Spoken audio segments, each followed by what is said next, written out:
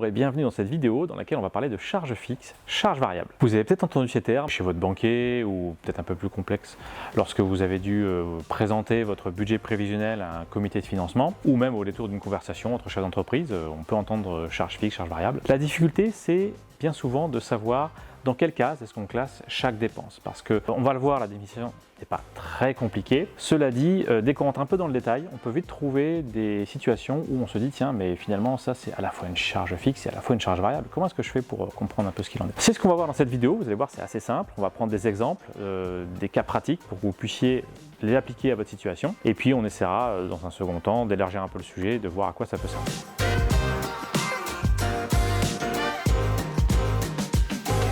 Alors, charge fixe, charge variable. Une charge fixe, c'est tout simplement une charge qui ne varie pas en fonction du niveau d'activité. Et à l'inverse, une charge variable, c'est une charge qui va être corrélée à votre niveau d'activité. Quand on dit niveau d'activité, on entend chiffre d'affaires. Des exemples de charges fixes, assez simplement, celle qui vient en tête le plus facilement, le loyer. Vous avez un local, vous travaillez chez vous à domicile, un bureau, un entrepôt, enfin quelle que soit votre situation, vous payez un loyer, que vous réalisiez 1 euro, 1000 euros, 10 000 euros de chiffre d'affaires, le loyer ne va pas varier. Alors, des charges fixes, on peut en trouver de nombreuses. Donc, je viens de parler du loyer, l'assurance, les salaires, qui sont bien souvent des charges fixes, les amortissements de vos immobilisations. Voilà, tout un tas comme ça de charges, on pourra en citer bien d'autres. Alors, je dis que les charges fixes ne varient pas en fonction du niveau d'activité. C'est vrai, en revanche, elles varient par palier.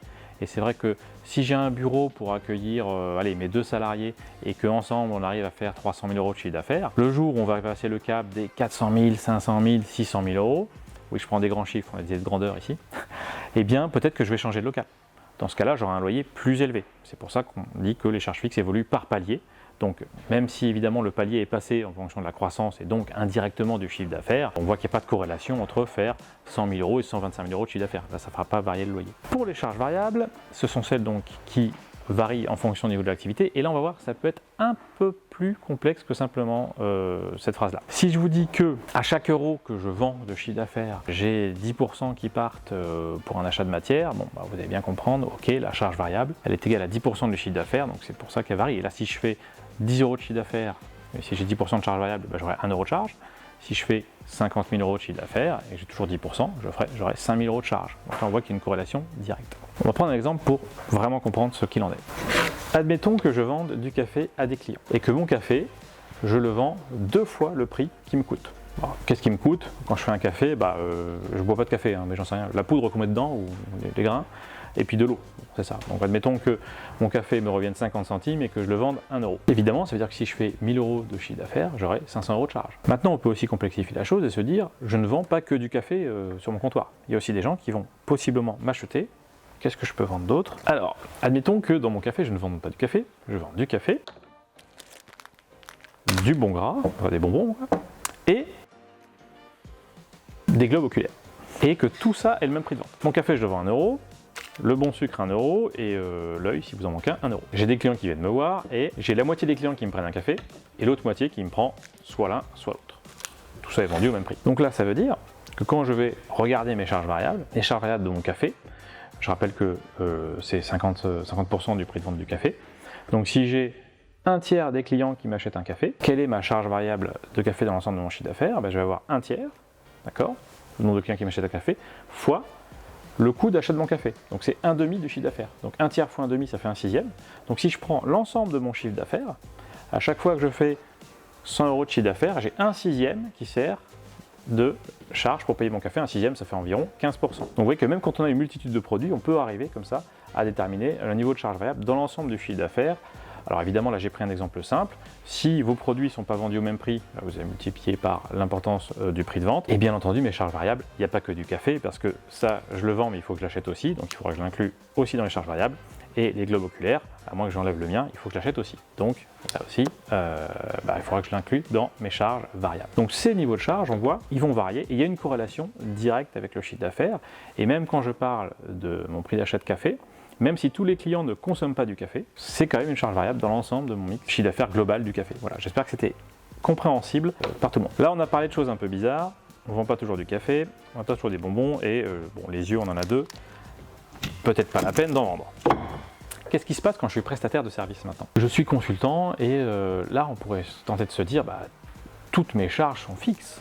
Parce que finalement, j'ai du loyer, on m'a parlé d'assurance, très bien, mais est-ce que j'ai des charges variables? Eh bien, on va pouvoir en trouver. On va en trouver une, la sous-traitance. Est-ce que vous faites toutes vos opérations vous-même? Ou est-ce que vous passez par des sous-traitants pour vous aider, soit parce que vous avez un niveau de charge trop important, soit parce qu'il y a des choses dans ce que vous vendez, il y a peut-être une partie du produit que vous ne savez pas réaliser. Dans ce cas-là, vous faites appel à des sous-traitants. Donc là, le sous-traitant peut aussi être considéré comme directement lié au niveau d'activité. C'est bien souvent le cas. Ça ne veut pas dire que dès que je fais du chiffre d'affaires, j'ai un certain pourcentage qui est fixe, qui part chez le sous-traitant, parce que des fois je ferai appel à lui, des fois je ne ferai pas appel à lui, bien entendu. Donc là, il va falloir se poser la question et savoir ce qu'il en est. Par exemple, admettons que vous ne fassiez appel au sous-traitant que lorsque vous n'arrivez pas à faire face à la demande de vos clients, donc lorsque vous avez plusieurs clients qui vous sollicitent en même temps, et bien là, vous allez avoir la sous-traitance qui va se déclencher lorsque ces missions supplémentaires arrivent. Donc typiquement, quand on va regarder votre chiffre d'affaires, on va dire jusqu'à 100 000 € de chiffre d'affaires à l'année, il n'y a pas de sous-traitance, par exemple. Et puis dès qu'on dépasse les 100 000 €, là, comme la personne qui est toute seule n'arrive pas à faire face à toutes les missions, elle prend quelqu'un, elle prend un sous-traitant. Donc dès que je dépasse les 100 000 € de chiffre d'affaires, j'ai peut-être 25, 50, 75% du chiffre d'affaires qui part pour la sous-traitance. Donc là, on voit bien que c'est corrélé au niveau d'activité. En revanche, on a un seuil de déclenchement. Donc c'est une charge variable avec seuil de déclenchement. C'est ce qu'on pourrait appeler une charge mixte, parce qu'elle n'est pas directement fixe en fonction du chiffre d'affaires. On pourrait avoir un autre cas. L'autre cas, c'est justement les frais de bouche. Donc le café, quand on va au restaurant, etc. Est-ce que les frais de bouche, c'est une charge fixe ou est-ce que c'est une charge variable? C'est une bonne question, on pourrait avoir les deux réponses.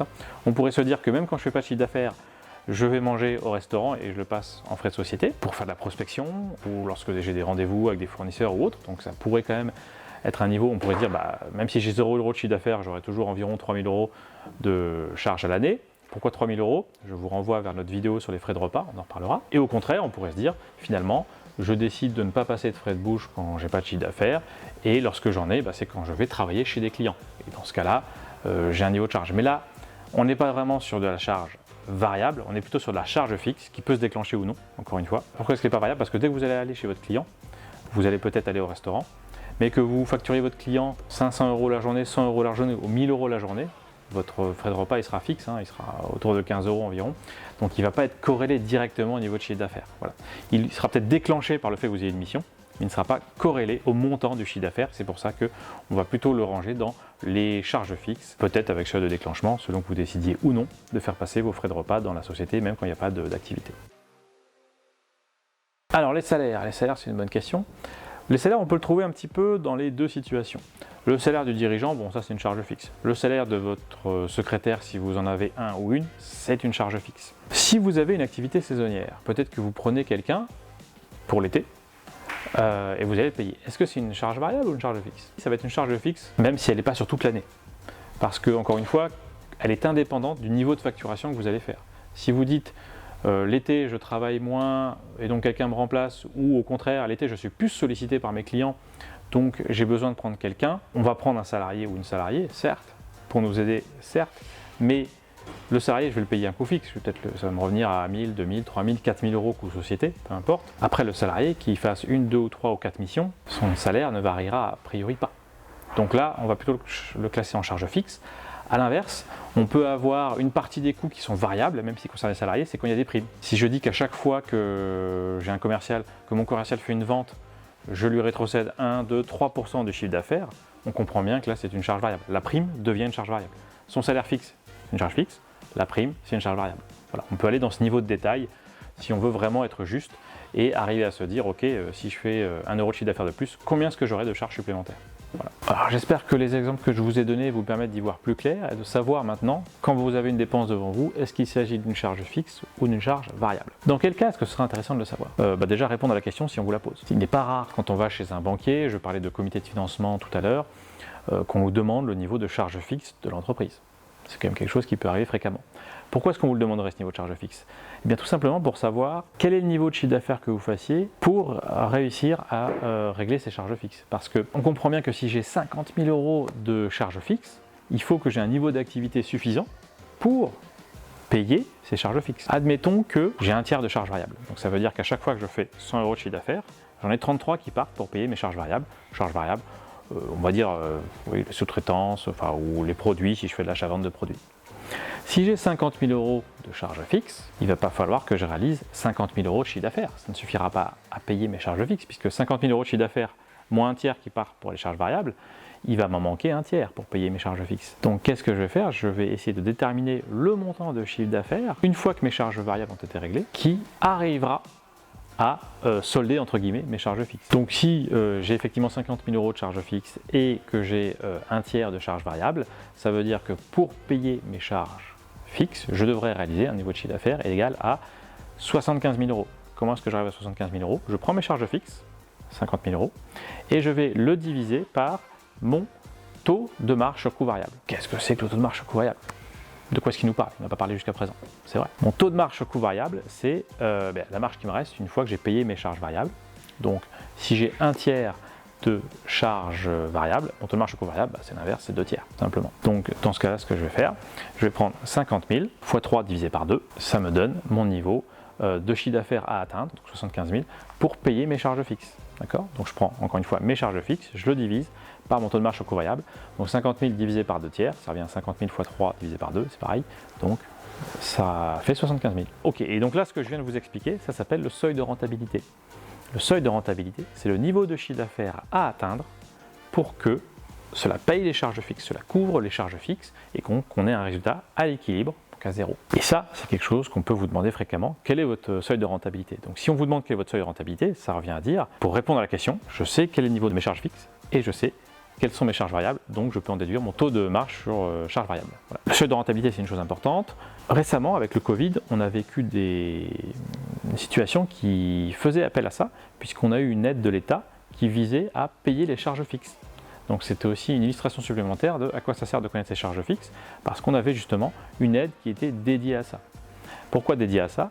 Parce que l'État partait du principe que le chiffre d'affaires des entreprises était très réduit, voire dans le pire des cas était nul. Bon, si j'ai 0 € de chiffre d'affaires, peu importe mon niveau de charges variables, elles seront égales à 0 aussi, on est d'accord. Dans ce cas-là, qu'est-ce qu'il faudra payer? Les charges fixes. Donc pour que les entreprises ne mettent pas la clé sous la porte, même avec un chiffre d'affaires nul, l'État avait mis en place une aide spécifique pour couvrir les charges fixes et dire aux entreprises, on vous maintient à flot entre guillemets, et puis dès que l'activité repartira, eh bien là, on reviendra sur la situation antérieure où votre niveau de chiffre d'affaires déterminera un seuil de rentabilité et donc vous pourrez payer vous-même vos charges fixes. Voilà. Donc, mais encore une fois, c'était une illustration du fait qu'il est important de connaître ce terme-là, donc charge fixe, charge variable. Peut-être un petit mot avant de finir sur charge directe, indirecte. Vous avez peut-être entendu ces termes-là aussi, ne confondez pas les deux. Charge directe et indirecte, ça n'a rien à voir avec charge fixe, charge variable. Quand on est sur ces notions-là, donc de charge directe et charge indirecte, on est sur des calculs de coûts. Donc on est sur une comptabilité vraiment à part pour rattacher des coûts à des produits. Bon, ça a un intérêt bien entendu, mais ça n'a vraiment rien à voir avec le développement qu'on vient de voir ensemble. Voilà, j'espère que cette vidéo était claire pour vous. Si vous avez des questions, des commentaires ou autres, encore une fois, n'hésitez pas, mettez-les en dessous et puis si ça nécessite une réponse, on se fera un plaisir de le faire. Et puis voilà, comme d'habitude, le pouce, l'abonnement, etc. Et je vous dis à très bientôt.